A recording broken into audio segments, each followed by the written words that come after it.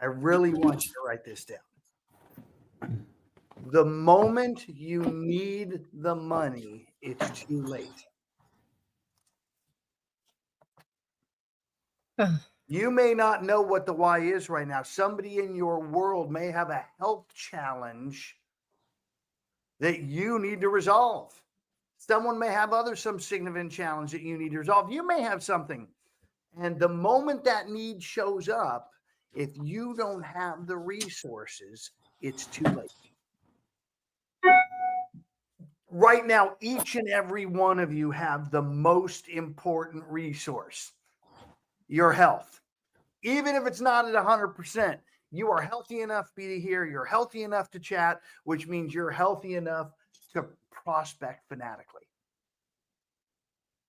And leaning into that now. So at some point in time, when it's challenged, because last time I checked, it's going to be challenged for all of us at some point.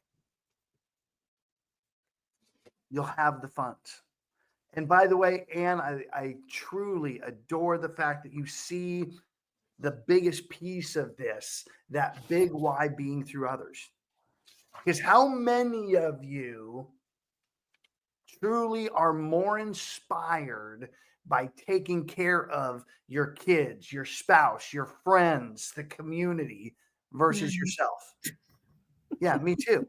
Just kidding. So making them the focus, one, and then two, getting them or someone else involved that you care about, that you don't want to let down. That's why accountability is so powerful. That's why accountability coaching, that world is built the way it is, because you're now doing it not just for yourself. If you were doing all this stuff, fanatical prospecting, just for you, all of a sudden the kind of wind goes out of the sails, doesn't it? When you get selfish, it's so interesting that it really doesn't keep you going. Yet when you get selfless and you do all this stuff on behalf of others, man, that's where the magic happens. So keep thinking bigger, bigger, bigger. I love Brent, who's living one of the biggest lives of anybody I know. And he does a lot of his work to save kids that would have no other way to survive and thrive if it wasn't for him. You guys all can play at that level. Tell us about that, because I don't know anything about that. Oh, Sell a home, save a child. Yeah. What was that? Sell a home, save a child. We all can participate in it as well. Here's what where it came about. Brent has been involved in a large church in Roseville, California for decades. And about 8 years ago, his pastor took him on a mission trip to Nicaragua, where literally the largest physical land dump exists there, and everybody from Central America, that's where all their crap goes. It's also where parents drop off the kids they don't know what else to do with. From newborns, toddlers, teenagers, there has been a history of kids just dumped in, and they literally foraged through that dump to survive. Oh my. And Brent saw that with his pastor. By the way, his pastor's brother is the one that was leading the cause down there attempting to solve this on a shoestring budget. And Brent went, not while I'm on this planet, and has funded a massive amount of construction and resources and people to where anybody gets dropped off, they are right into a home and an educational world and a place that loves them now. And he has set this now up that we can all participate together, because it's not about him, it's about all of us. And it's happening in Mexico, it's happening in Africa. They are expanding this out now. Wow. Never could have happened. For all those people that talk about, gosh, I don't need a lot of money. I just need a little bit so I can survive. I just have to take care of my world. How selfish. And yet when you actually get there, when all of you arrive there where you are successful, you're still going to be intuitively dissatisfied. You're still going to be miserable because you haven't yet made the jump to significance where now you're affecting other people. Again, absolute transparency. I get to cheat on this significance with all of you. See, pouring into you guys every day, being here every single day, 9 to 9:30, being a resource to help you guys, man. I can help you. That's my significance, and it's a blast. I love what I get to do, and it's why I've heard you guys ask, how can you show up like this every day? Because I'm living a life of significance through others, and it's all of you. So thank you for the gift of being here and allowing me to do that. Doug, I see your mic's hot, brother. Oh, Celeste commanded that I turn it on a while ago, so I forgot to turn it off. All right. But this was a great chapter. What you just said was like the whole core of what this chapter is about. How bad do you want it? You first have to identify what do you want, and that is a really key question for each and every one of us. What is it that we're really wanting out of our work that we do every day? Why are we doing this? I think what is a better question, but what do you want? We're not looking to win a football game, but we have a long range goal that we are all working towards. And if you identify that, then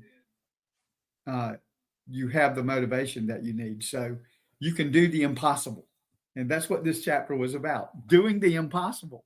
We get to do the impossible. So, and it's also very helpful to have multiple goals along the timeline. Mm-hmm. In other words, have the big, hairy, audacious dream goal, and yet keep chunking it down also to a today goal. So excellent example using the football analogy, because I love high school football. Lake Travis High School always has the goal of winning the state championship, which means they have to be preparing for the semifinals and who they're going to visit, the quarterfinals, the playoffs, all the way down to tonight's game. So winning tonight's game is just one goal on that tick to get to the state championship and win that. For you guys, what's your championship look like? Most people haven't actually put pencil to paper and come to the answer of, you know what? This is what my championship victorious life looks like. And when you're doing that, let go of reasonableness. So many people start that process and they go, oh, well, that's not reasonable. Oh, no, here's all the reasons why not. Just allow yourself to behave like you did when you were a perfect being of light, a child. When you were a child, and let's say you're 4 years old and you've discovered horses, you would ask Santa for a pony. By the way, it didn't matter if you lived with your family in a one-bedroom apartment. All the reasonableness of the adult was out of the window. That's what you desired.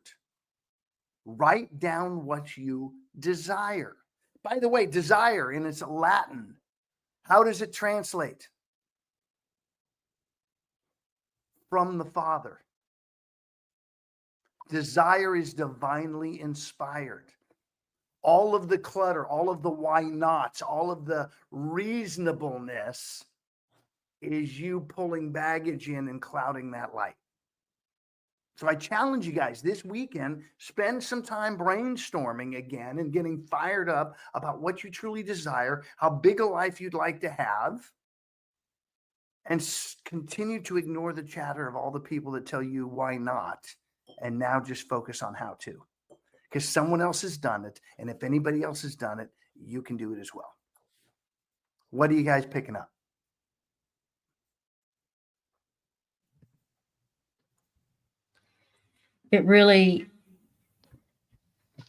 I learned of that word and the understanding of that word probably about 7 or 8 years ago, and it is an essence of what Doug and I are trying to are now working on the part of because our business isn't just about the real estate, and our challenge has been and we talked with Russ how to integrate those things because they seem like they're two different worlds, and yet we know they're not.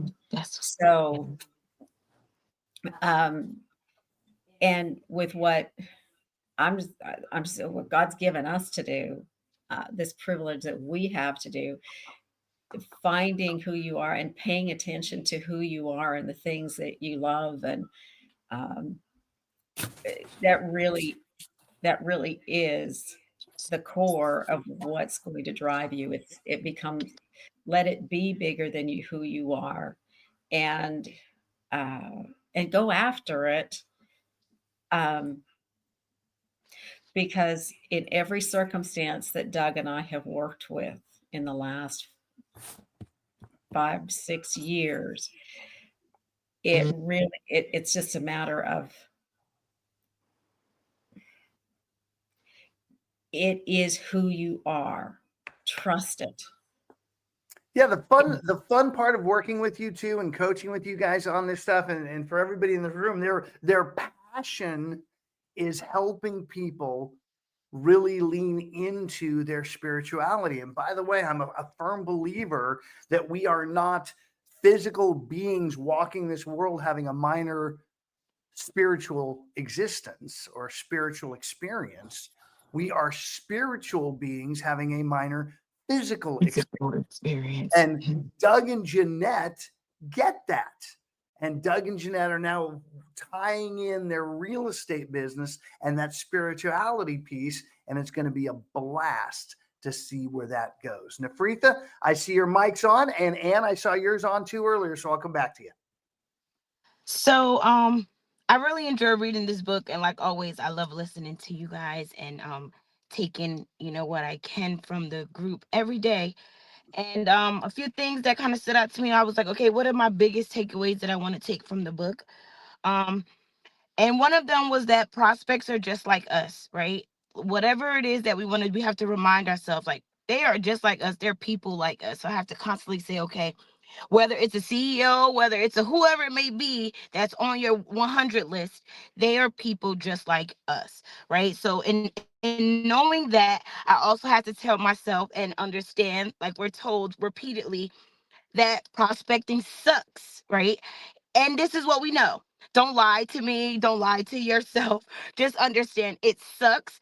But just because it sucks doesn't mean that we can't do it and do it well, right? We learn and we hear all the time, have a plan, right? Be strategic. They talked about the way to anchor yourself, disrupt, and ask, right? So using these things because we know it's going to suck. We already know what we're going to be up against, but we also know that we have something greater to bring to them. Like I mentioned before, we're their biggest cheerleader. They just don't know it yet. Like we're rooting for them to win this football game, right? With the underdogs. When they said that everybody came to the game already knowing what the outcome would be. Like they already anticipated that the same team that wins every year is gonna win. But little did they know they had someone teaching them, believing in them, nurturing them, instilling in them that you can dig deep and you can beat your Goliath, right? And that to me stood out because how many of us have Goliaths in our lives and we run away from them, right? We shy away from them.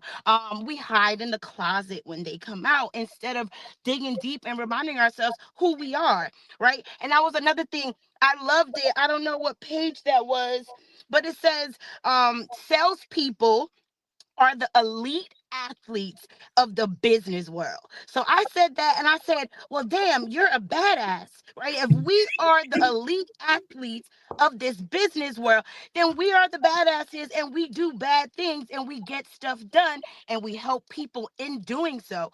So I was like, okay, great. And then I remember another note I wrote was courage is developed in the presence of fear. So even in that fear and facing the Goliath, you will be afraid, but that doesn't mean that you don't have courage, as we learned about the attributes that we find in those moments because they show up and they help us conquer. And another thing I took away was dead horses don't trot, they rot. So I want to speak life today and remind you guys, you are not a dead horse. You will not rot, even though it may feel like you're sinking, things are falling apart. Like even in my personal life right now, there's a lot of changes, but I'm not a dead horse. And I'm here to remind you guys that you are not a dead horse and you will not rot, right? So just design your life the way you want it. Continue to lean in and know that everything that we do is for a purpose bigger than ourselves, and we got this. And the reason why we got this is because we are not delusional. Because remember, we can't be delusional and successful at the same time. Amen. And Carrie, I was muting you because you're getting feedback. So remember what you had to say. Mark, I see your mic hot. I want to go back, though, to her start of what Nafrita said, that prospecting sucks. And one thing that the author didn't cover, I want to make sure you guys get. Subconsciously, because Nafrita also said it, why does prospecting suck? It's because you're dealing with people just like you. So here's my recommendation also to make this suck less. You need to suck less as a recipient of those conversations. Yep. You got to stop behaving like you don't like being interrupted. You got to stop behaving like you aren't going to pause and give them a little time. Yep. One of my favorite stories, San Diego. I was teaching a class down there, and we were having this conversation. And one of my agent partners down there talked about how many of you would like to make $250,000 for doing nothing the next 12 months. See, he took one of those calls from a dish salesperson a decade ago.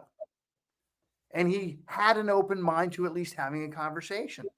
And she was freaking relentless. Once he wanted to get off the phone, she handled every objection. She pushed back. She kept the conversation going. And he finally, out of exasperation, said, have you ever thought about a career in real estate? He got her on, got her trained. And in her first year, because she came to his team, he made $250,000 on her production. Because he was willing to talk to a salesperson. Mm-hmm. So let's us suck less as recipients. Mark, you've been hot, ready to go. What do you got? So one of the things that I have to remind myself when it comes to prospecting is I think Nafrita's right. It does suck, but I think we got to be careful using that word too much because it does become a negative and not a positive. And I liken it to working out. I work out outside every morning with the group, and sometimes in the winters here, it's horrible. And I cannot stand the winters. I don't like it, but I make myself do it anyway. And we have this saying, you beat the alarm clock. The hardest thing we do is beat the alarm clock because when everybody's out on the workout, they love it. They're exciting. They're joyful. And when we leave, we're all high as a kite because we all have serotonin running through our body. We've got dopamine running through our body. So I always tell them, think about the ride home. So when the alarm clock goes off at 5 o'clock in the morning, 4:30 in the morning, whatever it is, think about the ride home, because if you think about the cold weather, you're not going to get up. You're going to stay in bed and sleep.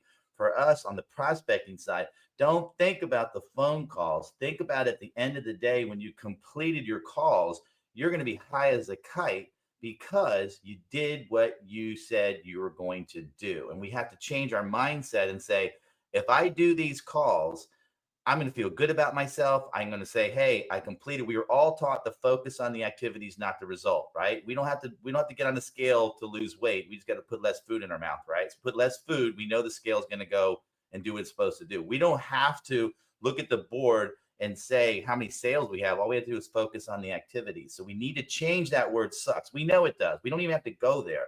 change that and just say, I know darn well if I do this, I saw they pop up and call it conversations, whatever you want to do, whatever it takes. If I do this, at the end of the day, I get to celebrate. And that feeling of celebration is amazing when it's done correctly, when you did what you said you're going to do. And so I think it's, he did do a good job of pointing it up. We just have to be very careful of us internalizing that word sucks. That's a really negative word. Absolutely. And, I am more playful with language. So I personally, there's very, very few words in my world now that have a negative connotation. They just are what they are.